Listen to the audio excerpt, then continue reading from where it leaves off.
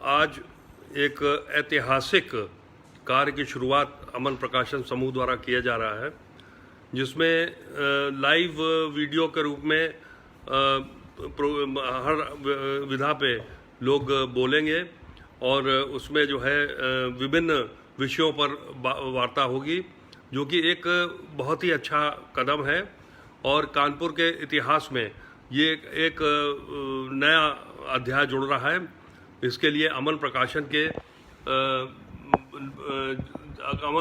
द्वारा जिस प्रकार से इसकी शुरुआत की गई है, इसके लिए वो बधाई के पात्र हैं। और ख़ास तौर से ऋषभ, अभिनव, हम लोग प्यार से अमन कहते हैं उनको, ये और अरविंद वाजपेयी जी एक इनके ऊपर एक प्रेरणा स्रोत की तरह हैं। तो इस तरह से ये जो एक कार्यक्रम हम लोगों ने ये लोगों ने शुरू किया है और इसको जो है जिस प्रकार से ये प्रस्तुत कर रहे हैं, ये निश्चित बधाई के पात्र हैं और मेरी बहुत बहुत शुभकामनाएं हैं अमन प्रकाशन की समूह के लिए। और ये मैं एक बात और कहना चाहता हूं, हालांकि अतिशयोक्ति और ज़्यादा ना लोग समझें, कि अमन प्रकाशन ने पिछले कुछ वर्षों में एक इतिहास क्रिएट किया है, जिसमें इनके अरविंद वाजपेयी जी के दोनों सुपुत्रों का बहुत बड़ा योगदान है। और ये इस प्रकार से इस कार्यक्रम को कर रहे हैं, इस प्रकार से लेके आ रहे हैं कि इनका नाम देश में अब इस समय बच्चा और प्रकाशक और लेखक सब जानते हैं। तो इस कार्य में जो इन्होंने किया है और जिस प्रकार से ये कार्य को आगे बढ़ा रहे हैं, मैं समझता हूँ कि एक दिन देश के बहुत बड़े और सबसे सर्वोच्च प्रकाशक बनेंगे, ऐसा मेरा मानना है। अब मैं अपनी आगे की बात शुरू करता हूँ। आज का विषय है कानपुर साहित्य के पुरोधा, और इसमें साहित्य के पुरोधा में विभिन्न दृष्टिकोण से अगर देखा जाए तो कानपुर अपनी साहित्यिक अभिरुचि के लिए बहुत जागरूक रहा है। यहाँ पर अनेक देश के बहुप्रतिष्ठित कवि, कहानीकार, उपन्यासकार एवं समीक्षक हुए हैं। एक समय था जब कानपुर साहित्य हब के रूप में जाना जाता था। इसका श्रेय आचार्य महावीर प्रसाद द्विवेदी को जाता है। यहाँ अनेक उच्च कोटि के कवि हुए, जिनमें भगवती प्रसाद वाजपेयी, बालकृष्ण शर्मा नवीन के अतिरिक्त छैल बिहारी कंटक, स्नेही जी, सेवक वात्स्यायन, हितैषी जी, शतजल जी, सारंग त्रिपाठी, सिंदूरी जी, डॉक्टर प्रतीक मिश्रा, मन्नूलाल शील जी, डॉक्टर राष्ट्रबंधु, कुमुदेश वाजपेयी, देवी प्रसाद राही, डॉक्टर सुमन राजे, सैयद मेहंदी अली जाफरी, हसरत मोहानी, कमाल जायसी, जौहर कानपुरी, जिन्होंने उसमें दिल दिया दर्द लिया में लिखा है गीत, गुजरे आज इस मकाम से, नफरत सी हो गई मोहब्बत के नाम से, डॉक्टर उपेंद्र के नाम मुख्ता है।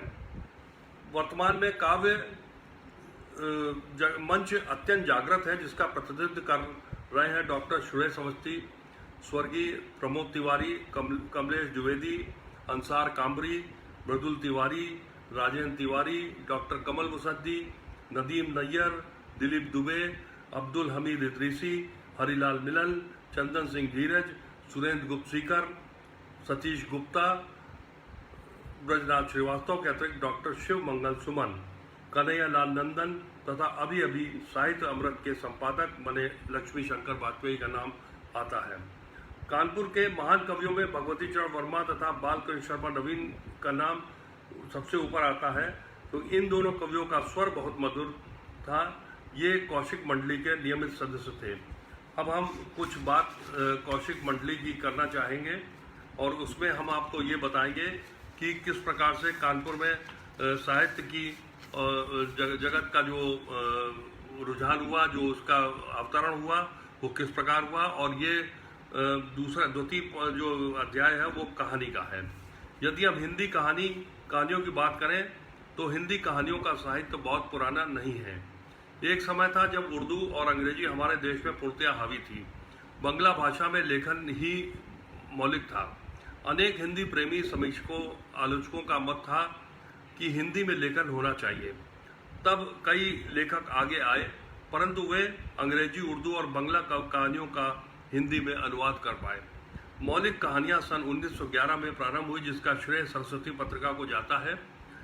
इन्हीं मौलिक कहानियों के रचयिता पंडित विशंबरनाथ शर्मा कौशिक थे। सन 1912 में उनकी प्रथम कहानी रक्षाबंधन प्रकाशित हुई। इस प्रकार वे उद्घाटक हिंदी कहानी लेखकों में आते हैं। सरस्वती पत्रिका के संपादक आचार्य महावीर प्रसाद द्विवेदी ने हिंदी कहानी लेखन को न केवल प्रोत्साहित किया, बल्कि उसे पाठकों तक लाने का भागीरथी कार्य किया। हिंदी कहानी के इतिहास में उनका नाम स्वर्ण अक्षरों से लिखा जाना चाहिए। हिंदी कहानियों का जन्म ही सरस्वती पत्रिका से हुआ। हिंदी पाठकों के मध्य लोकप्रिय होने से इसकी मांग बढ़ने लगी। कौशिक जी एक संपन्न परिवार से थे अतः उनके समक्ष जीविका की समस्या न थी। जमींदार होने के कारण उन्हें मात्र अपनी संपत्ति की देखरेख करनी थी।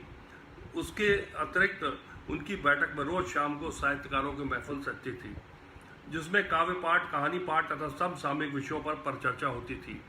उनके बंगाली महल निवास की चर्चा दूर दूर तक होती थी। सुबह का समय फूलबाग कानपुर के घूमने का होता था, वहीं मेमोरियल वेल था जिसमें चबूतरे बने थे। इसी पर बैठकर सुबह की गोष्ठी हुआ करती थी, जिसमें बालकृष्ण शर्मा नवीन, भगवती चरण वर्मा, गणेश शंकर विद्यार्थी, रमाकांत अवस्थी जैसी बड़ी बड़ी हस्तियां शिरकत करती थीं। अनेक जिज्ञासु दूर से इन लोगों की गर्मा गर्म बहसों, साहित्यिक चर्चाओं को सुना करते थे। कई साहित्यकार वहीं उनसे अपना परिचय देने आते। कौशिक जी नवलेखन को प्रोत्साहित करने में पीछे नहीं हटते थे अतः उनको लेखन जगत में अत्यंत सम्मान से देखा जाता था।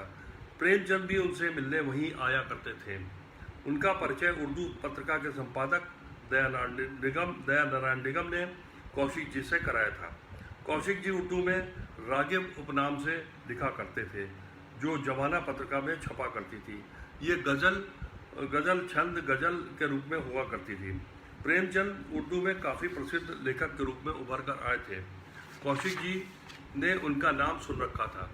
प्रेमचंद को ज्ञात था कि कौशिक जी सरस्वती में छपते रहते थे। उनके आचार्य महावीर प्रसाद द्विवेदी से अच्छे संबंध थे। वे चाहते थे कि वे हिंदी लेखन में आए। कौशिक जी की सिफारिश से वे सरस्वती में छपने लगे थे। प्रेमचंद कानपुर के मारवाड़ी कॉलेज में प्रधानाध्यापक बनकर आए थे। वे अक्सर कौशिक जी के बैठक में सम्मिलित होने बंगाली महल कानपुर जाते थे।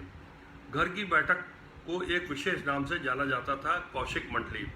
इस मंडली के नियमित सदस्यों में बालकृष्ण शर्मा नवीन, भगवती चरण वर्मा, रमाकांत पांडे, सदगुरु चरण अवस्थी तथा बद्री बाबू थे।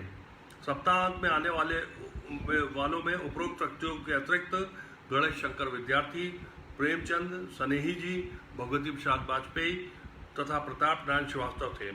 कौशिक जी मात्र कहानीकार, उपन्यासकार, नाटककार, समीक्षक ही नहीं थे, एक स्वतंत्रता संग्राम सेनानी भी थे। बालकृष्ण शर्मा नवीन तथा गणेश शंकर विद्यार्थी कांग्रेसी होने के नाते राजनीति में थे। स्वतंत्रता आंदोलन में वे खुलकर भाग लेते थे।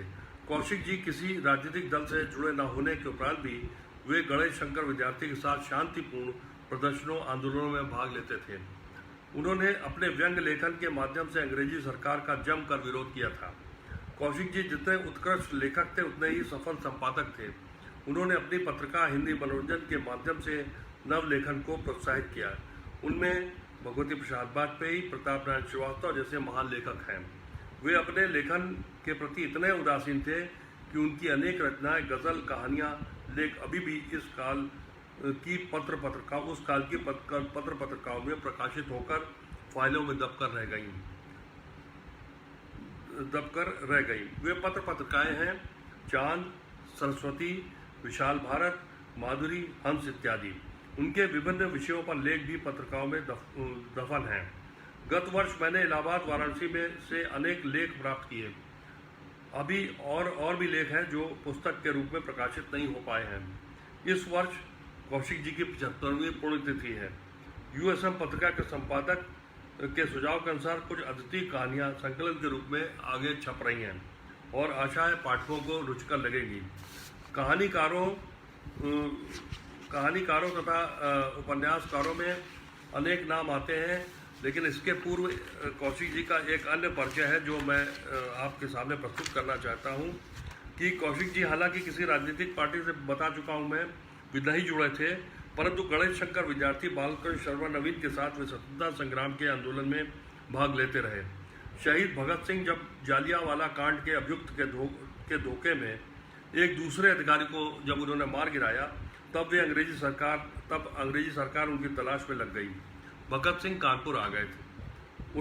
उनको शरण दिया गणेश शंकर विद्यार्थी ने अपने यहाँ प्रताप प्रेस में, जो कि फील खाना में स्थित था। प्रताप प्रेस में वे बलवंत सिंह के छद्म नाम से रहा करते थे। जब अंग्रेज सरकार को यह ज्ञात हुआ कि एक ऐसा व्यक्ति वहाँ रह रहा जिसकी कोई पहचान नहीं है, जिसको कोई जानता नहीं है, तब उन्होंने वहाँ पर छापा मारने की योजना बनाई। लेकिन गणेश शंकर विद्यार्थी जी को इसके पूर्व ही पता चल गया था, अतः उन्होंने भगत सिंह को कौशिक जी की हवेली में स्थानांतरित किया और वहाँ पर बैठक के बगल में एक छोटा कमरा था, वहीं पर भगत सिंह कुछ दिन वहाँ रहे थे। तो इस प्रकार से जो उस समय का लेखन था, जो साहित्य के पुरोधा थे, वे स्वतंत्रता संग्राम के प्रति भी बड़े जागरूक थे और इसके बाद जो है उन्होंने उसमें योगदान भी दिया। वहाँ भगत सिंह कई दिनों रहे थे। इसी प्रकार कौशिक जी की बैठक में एक दिन एक अत्यंत रोबीला व्यक्ति आया, जिसकी आंखें बड़ी प्रभावी थी, मूछें थी, और वो आकर बैठा और उस सारी कार्रवाई को चुपचाप देखता रहा।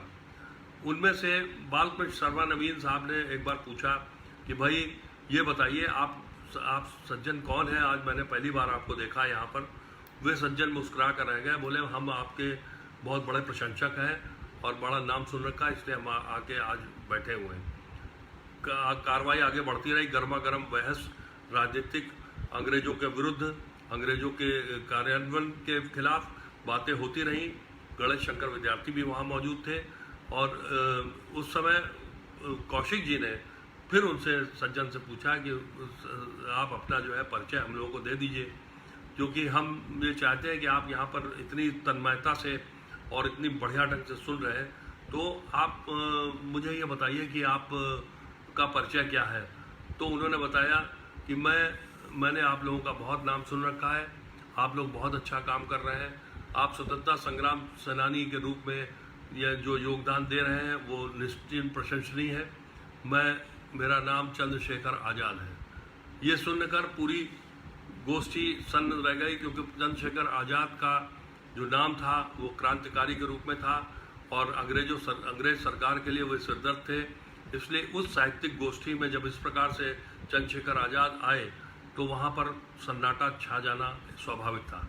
तो इस प्रकार से जो साहित्य के पुरोधा उस काल के थे, वे उनके अंदर अकुलाहट थी कि हम वो ऐसा कार्य करें जिससे स्वतंत्रता संग्राम आगे बढ़े और उसके कार्य को कार्यान्वित किया जाए, जिसमें गणेश शंकर विद्यार्थी की प्रेरणा और उनके अग्रज होने के साथ ही सारे लोग पीछे उनका सहयोग करते थे। और गणेश शंकर विद्यार्थी जी प्रताप के माध्यम से और कौशिक जी उसमें अपने क्रांतिकारी लेख लिख कर भेजते थे। तो इस प्रकार से ये उस काल की मैं बात कर रहा हूँ जिस काल का में उद्घाटन हुआ हिंदी कहानी और हिंदी लेखन का, जो कि अंग्रेजी का बहुत प्रभाव था और अंग्रेज ये चाहते थे कि अंग्रेजी को पूरी तरह स्थापित कर दिया जाए। अब इसमें कुछ लोग का नाम जो कहानीकार तथा उपन्यासकार हुए उस काल में, उनका नाम लेना यहाँ पर उचित होगा। उसमें है पंडित विशंबरनाथ शर्मा कौशिक, प्रताप नारायण मिश्र, भगवती प्रसाद वाजपेयी, प्रताप नारायण श्रीवास्तव, भगवती चरण वर्मा, सुनील कौशिश, गिरिराज किशोर, सतीश जमाली। गिरिराज किशोर जी की अभी कुछ दिन पहले मृत्यु हुई है और सतीश जमाली जी की 2 वर्ष पूर्व मृत्यु हुई थी आदि का नाम आता है। वर्तमान में प्रेमवत जी, राजेंद्र राव जी, अमरीक सिंह दीप कहानी और उपन्यास जगत में को प्रज्वलित किए उस मंच को स्थापित किए हुए हैं। कानपुर के ही लेखक हालांकि अब कानपुर के बाहर हैं, परंतु अभी भी साहित्य जगत में कानपुर का प्रतिनिधित्व कर रहे हैं। उनमें कई नाम आते हैं, लेकिन मुख्य रूप से साहित्य अकादमी के बलराम जी, जो अभी कुछ दिन पहले साहित्य अकादमी के अध्यक्ष के रूप में चुने गए हैं, और वे सदैव उनका दिल कानपुर वालों के लिए धड़कता रहता था। और दूसरा नाम है रूप सिंह चंदेल जी का, जिसमें वो हरदम कानपुर के बारे में बात करते रहते हैं। इसी प्रकार के और भी नाम हैं, उसमें लिए जा सकते हैं, लेकिन इन लोगों का योगदान कानपुर के लिए सदैव बना रहता है और वे तत्पर रहते हैं कि कानपुर का जब भी बात आए तो ये अपने हिसाब से उसको प्रस्तुत करें। इस प्रकार संपूर्ण साहित्य जगत में अपना परचम कानपुर ने लहराया। अभी कुछ दिन पहले हमारे बीच के एक कवि कानपुर के बहुत ही प्रतिष्ठित कवि हैं लक्ष्मी शंकर वाजपेयी, वो प्रभात द्वारा प्रकाशित साहित्य अमृत के संपादक हो गए हैं। वे भी कानपुर के से दूर हैं, लेकिन वे कानपुर के लिए उनका दिल धड़कता है और जब भी होता है वो कानपुर के लिए तत्पर रहते हैं।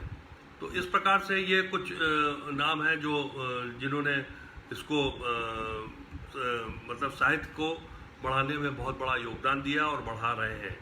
और कानपुर का मंच जो है, साहित्यिक मंच बहुत जागृत है।